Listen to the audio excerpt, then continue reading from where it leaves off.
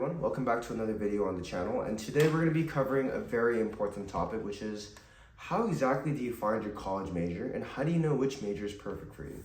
Now, I'm going to start this video by briefly explaining my own personal journey, finding what college major I found best, but I also want to explain why certain people prefer college majors that pay a lot or that may be more useful for long-term goals such as law school or medical school, and how to exactly navigate this process, whether you're in middle school, high school, or entering college, just as myself. Now, I didn't really have that many passions academically or interests when I was younger, but in elementary school, I do remember being fairly good at mathematics, and I would always have an interest in math and like why certain formulas worked or why certain equations ended up that way, right? But I guess because elementary school math does move at a pretty slow pace, I felt sort of bored and classes felt mundane, and I really lost my interest in math. So, my real academic journey of where I found my academic passion starts when, pretty much when my middle school begins, and this is because I reflected upon this point in my life during my personal statement process. So when I was writing my personal statement, I was deciding what really represents who I am, and my first draft, although I never submitted it, was initially about how I would always question why. So when adults or someone else would tell me, hey, don't ask why this works, just listen, don't ask why. Not in a disrespectful way, but just in a curious way, I would always be thinking in the back of my head, why? Why can't I ask why? So these kind of contradictory statements I wrote as a dialogue for my first couple lines of my personal statement. So now we're at this point in middle school where I understand that I love being curious. I kind of have a old passion for math, but as I was entering the later parts of middle school, I realized that I'm also really passionate in history. My 7th and 8th grade history teacher really got me interested in American colonies, and she's also the teacher that brought me into pretty much mock debate and model UN, stuff like that. And when we had a mock trial, which is the official term, as a class in middle school, I really liked it. I eventually turned it into a high school debate team, which I led for 4 years, and that's explained in my extracurricular video, which I already posted. But going back to this video, what I wanted to say was that I eventually went from a math interest to a history interest. So that was basically my main academic passion. So as I started to take AP classes in high school, I took stuff like AP biology. Even in 9th grade, I took intro to engineering. These classes weren't as appealing to, let's say, AP world history or AP United States history. So these other AP history classes really piqued my interest. Now, you might be wondering, okay, so you liked math at one point, you're always curious, and you like history. Then how did you end up majoring in economics? So I explained this again in my other video a little bit, but to go into more detail, I always liked wondering how things worked, right? So I think I really liked how money impacts our society.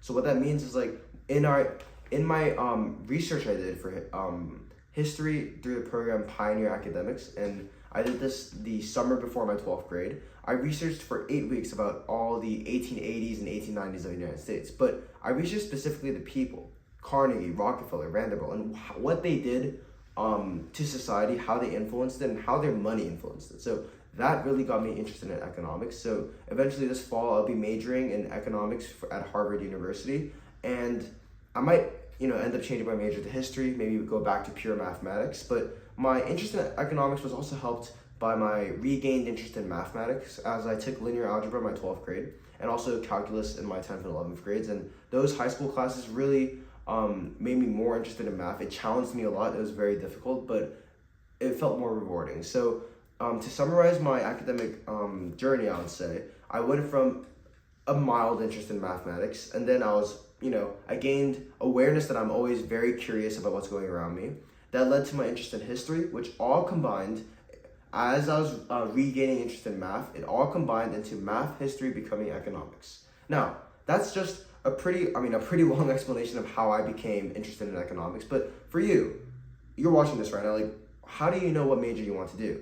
A lot of the advice I used to hear was that, just choose a major that gets you a good job. But obviously that's not even guaranteed anymore, as college tuition nowadays is skyrocketing and becoming more expensive, while the amount of people pursuing college degrees is also exponentially increasing. What does this mean? The degree you're paying for right now at college is more expensive and less in demand. So that's a lose-lose situation, right? How do you circumvent this?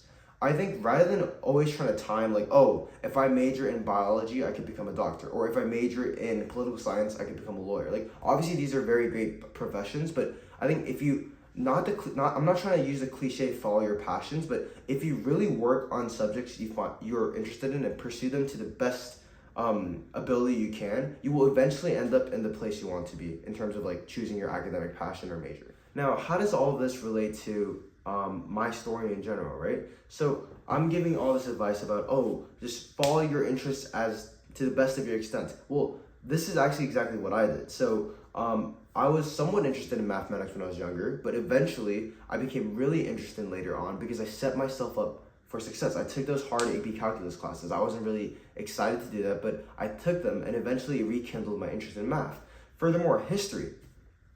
I just liked 7th grade history, but eventually I followed my mock trial teacher, made a debate team, formulated it around a lot of debate is a lot about evidence, all from history, right? And I formulated a lot of my high school experience around taking the AP history classes, and writing thesis papers about history, like researching history, like really pursuing that one subject, right? And I really pursued math, I really pursued history, and it ended up on me majoring in economics. And I've never taken an economics class until the second semester of my senior year, where for a couple months we learned basic econ as a subsect of my AP Gov class. So you might be like, oh, then how do you even know you like econ? Well, I took a few classes like online, just like browsed through free online courses, but I just like the concept of I just like all the concepts that will be covered in economics, but I'm not even sure if I will really enjoy the major. So I'll figure that out in college. So what I'm trying to say is that if you keep on pursuing what you really like to the fullest of its extent,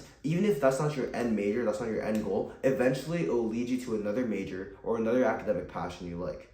So let's say, for example, I know a close friend that always used to say that I'm going to be a lawyer no matter what. So they always liked the political aspect of history. They always liked English. They were also a great debater, but this person eventually decided to major in biology. And you'll be like, oh, why did you switch up so much? Because they really liked analyzing certain facts and then dissecting it, right? And when this person took AP biology, they were like, oh, I actually just really like the science part of that. So as they were involved in all these extracurriculars, whether it be debate or writing all these essays for essay competitions and really trying to be that pre-law major to become a lawyer, they prepare themselves with all the skills they need to become a really effective biology major, right? So what this means is that how do you find the best major for you? Obviously there's preferences and things you can research, but the point of this video is just to emphasize that if you just work your very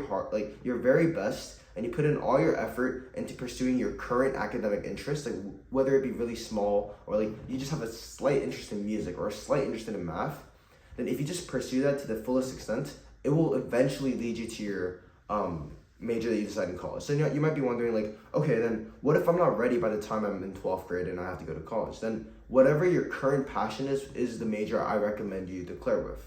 And then it can change further later on in college. Or some people, they find that final major that they really like in 9th, 10th grade, and that's fine, you stick with it. So either way, colleges in your application will be able to see that you pursued a passion and went along with it. So you don't have to worry about, oh, I want to be a biology major, but I spent my 9th and 10th grade years only focusing on English, let's say, right? That's fine, because they see that passion develop. So that pretty much concludes my video for today. If you have any questions, please put them down in the comment section below. And of course, I'm always willing to talk individually about exactly what you want to do with your own pathway for high school. Let's say you're in 9th grade, you're like, I like math a little bit, now what, right? I can talk more individually on a case-by-case situation, but if you have any general questions, make sure to put that in the comments, and I'll see you next time. Thank you.